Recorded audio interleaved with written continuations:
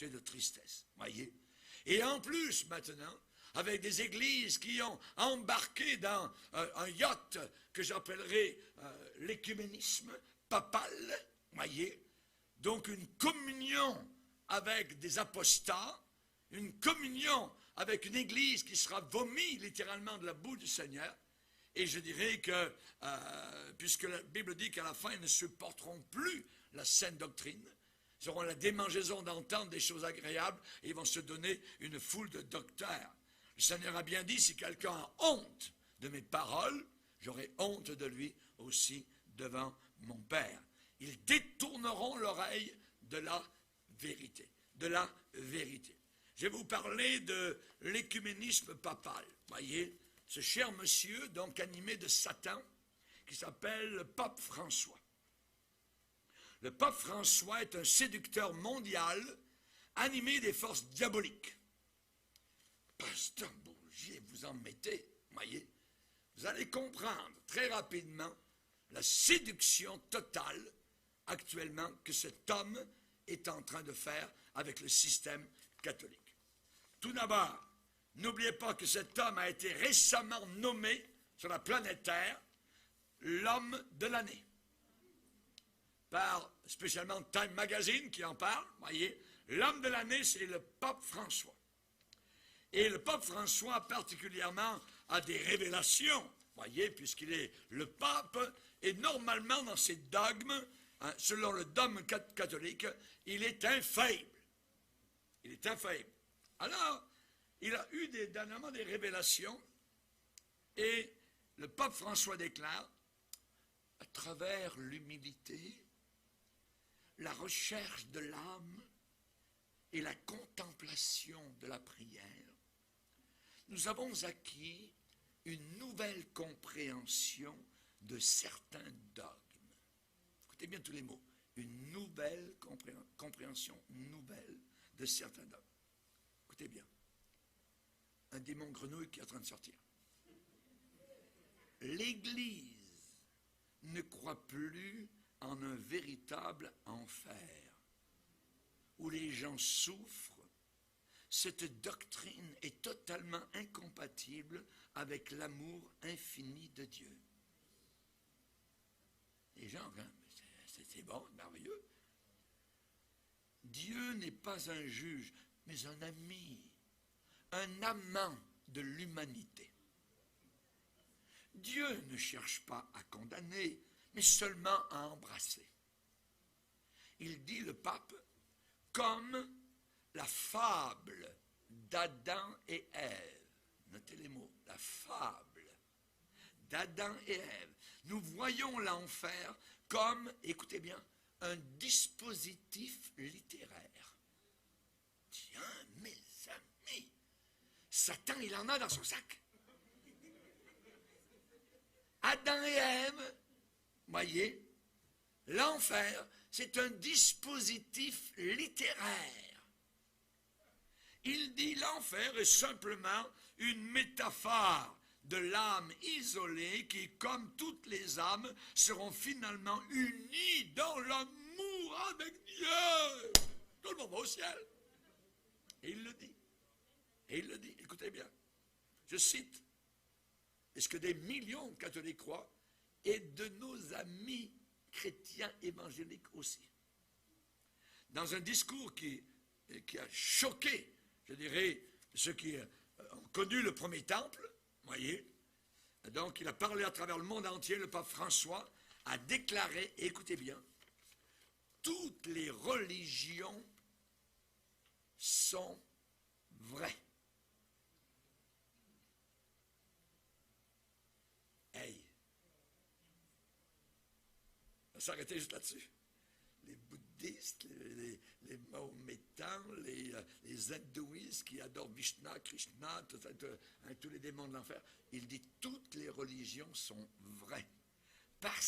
Pourquoi dit-il ça? Il dit parce qu'elles sont vraies dans les cœurs de tous ceux qui croient en elles. Fait qu'il dit si vous croyez un mensonge, c'est la vérité. Vous voyez l'entourloupette? Voyez? Et les chrétiens qui croient à l'Église catholique sont noyautés directement à l'intérieur par Satan. Que Dieu, je dirais que Satan utilise ce pape. Toutes les religions sont vraies parce qu'elles sont vraies dans le cœur de tous ceux qui croient en elles. Il dit, quel autre type de vérité y a-t-il dont le passé l'Église a été dur envers celle qu'elle jugeait moralement répréhensible ou pécheur? Mais aujourd'hui, nous ne sommes plus juges. Comme un père plein d'amour, nous ne condamnons pas nos enfants. Notre Église catholique est assez grande pour les hétérosexuels et les homosexuels, pour les pro-vie et les pro-choix, pour les conservateurs et les libéraux, les communistes. Et les communistes sont les bienvenus. Ils ne croient même pas en Dieu, les communistes. Les communistes sont les bienvenus et même nous ont rejoints. Nous aimons tous les gens et adorons tous le même Dieu.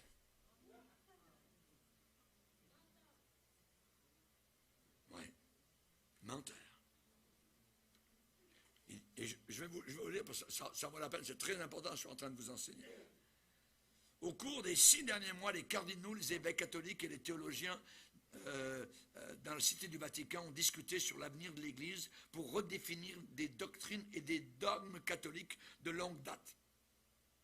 Le 3e concile Vatican II est le plus grand, le plus important depuis le concile Vatican le 3e concile, c'est ça, est le plus grand et le plus important depuis que le concile Vatican II a été conclu en 1962. Donc le pape François a convoqué le nouveau, une table ronde, un conseil, afin de terminer le travail de concile Vatican II. Donc, et le 3e concile s'est conclu et le pape François annonce maintenant que le catholicisme est maintenant une religion, écoutez bien les deux mots, moderne et raisonnable. Le catholicisme est maintenant moderne et raisonnable. Et il a subi des changements évolutifs.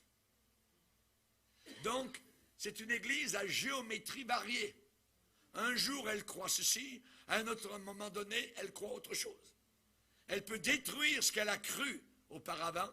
Ce n'est plus du tout, donc, l'Église qui disait le pape est infaillible dans ses dogmes, mais vous êtes mieux de croire ce qu'il dit, ça ne changera jamais. Voyez, ça change. Donc, maintenant, le catholicisme est une religion moderne et raisonnable qui a subi des changements évolutifs. Et il dit, le temps est venu d'abandonner toute intolérance. À Satan. S'il y a quelqu'un qui a été intolérant sur la terre, c'est Jésus. Très intolérant. Face au péché. Face à l'éternité, voyez. Nous devons reconnaître que la vérité, dit-il le pape, que la vérité religieuse évolue et change. Regardez bien ce qu'il dit. La vérité n'est pas absolue. On a déjà vu un pasteur, pasteur pentecôtiste, pendant une réunion de prière, pas dans cette église, qui était très écuménique. Aujourd'hui, il se balade pour réunir tout le monde ensemble, et ainsi de suite. Et alors qu'on était en train de prier, il avait pris mon épouse à part. Il lui dit, vous pensez que vous avez la vérité, qu'il y a juste vous, ainsi de suite, que vraiment, donc, vous avez la vérité absolue, tout ça, et que... André a dit, ce livre a la vérité absolue, et nous la prêchons, et nous la vivons. Aujourd'hui, 20 ans plus tard, il est en train de vouloir rassembler tout le monde, tout ça. Hein, il travaillait à côté de pasteurs protestants qui ne croient même pas souvent à la résurrection, quoi que ce soit. Donc, toutes sortes de choses donc, que nous voyons. Le pape, on arrive à ça. La vérité n'est pas absolue ou gravée dans la pierre. Ben oui, je suis la vérité. Elle est gravée. Elle n'est pas évolutive. Elle est réelle, elle est pour tous les siècles. L'évangile qui vous sauve si vous le gardez tel quel. Autrement, vous auriez cru pour rien. Donc vous avez devant vous un pape qui est perdu et qui emmène en enfer des millions de personnes. la vérité n'est pas absolue. Satan. La vérité n'est pas... Oui, elle est absolue. Oui, elle est gravée dans la pierre. Elle était gravée au départ dans la pierre avec les 10 commandements de Moïse. Oui.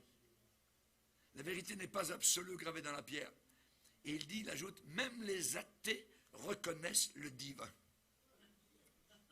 Et il dit, regardez bien comment les athées peuvent aller au ciel. Il dit, le pape, par des actes d'amour et de charité, l'athée reconnaît Dieu de cette façon et rachète son âme, devenant un participant actif dans la rédemption de l'humanité. Blablabla. Bla, bla, bla. Abominable. Donc, évidemment, on voit ce qui est en train de se passer. C'est abominable. Et il dit, je cite encore, je vais bientôt finir, Dieu est en train de changer et d'évoluer en tant que nous-mêmes. Dieu est en train de changer et d'évoluer en tant que nous-mêmes. Dieu, c'est nous. Nous, c'est Dieu. Il dit, Dieu vit en nous, dans nos cœurs. Lorsque nous diffusons l'amour et la bonté dans le monde, nous touchons notre propre divinité et nous la reconnaissons. Maintenant, Satan va plus loin. Ce qui est gênant, c'est ce livre. Regardez ce que le pape dit de la Bible. La Bible est un beau livre saint, mais comme toute grande et ancienne œuvre, certains passages ne sont pas à jour. Ça vous fait penser à Satan? Dieu a-t-il réellement dit? Certains passages, oh, Monsieur François, cette Bible est très à jour. Et cette Bible va te condamner jusqu'au fond de l'enfer. Certains passages ne sont pas à jour. Mon aïe! Voyez? Il dit, le temps est venu pour nous de voir ces versets comme interpolatifs, contrairement au message d'amour et de vérité qui rayonne autrement par l'Écriture. Conformément à notre nouvelle compréhension, nous allons commencer à ordonner des femmes cardinaux, des évêques et des prêtres, et à l'avenir, j'espère que nous aurons un jour un pape féminin. Blablabla. Bla, bla, bla, bla. Voyez. Voyez où ça mène? Voyez où ça mène? Il faut que nous sachions ça. Il faut que nous sachions cela. Voyez, nous avons là un homme de Satan, directement placé à Rome, et qui, au travers de la planète Terre, veut former la religion mondiale de l'Antéchrist. C'est abominable.